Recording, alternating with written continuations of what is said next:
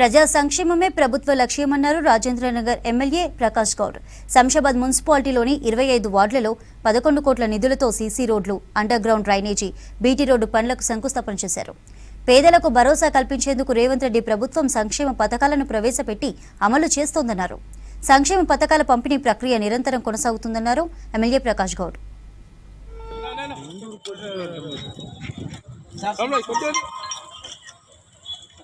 ఏదైతే కోరిన అవన్నీ చేయవలసిన బాధ్యత మాకు ఉంటుంది. ఇప్పుడే ఇందిరమ్మ కాలంలో డ్రైనేజ్ సమస్య ఉందని చెప్పిండు. దానికి మా ఇక్కడున్న కౌన్సిలర్ గారు ఉన్న ప్రజాప్రతినిధులు అందరూ కూడా త్వరలోనే పని చేపిస్తామని చెప్తున్నాం. ఇంకా కూడా చాలా పనులు ఉన్నాయి. పనులు చేయవలసిన అవసరం మనకు ఉంటుంది. కానీ ఆనాడు ఇచ్చిన హామీలను కూడా ఒకటొకటి రేవంత్ రెడ్డి గారు నాయకత్వంలో ఇప్పుడంతా కూడా ఒక మంచి అభివృద్ధి చేయాలని ఒక ఆలోచనతో ఉన్నాడు యువకుడు ముఖ్యమంత్రి గారు. దాని ఆలోచనతోనే ముందుకు పోతున్నాం. ఇంకా ఏమేమి ఉన్నాయో అవన్నీ కూడా పనులు చేసే బాధ్యత తీసుకుంటాం.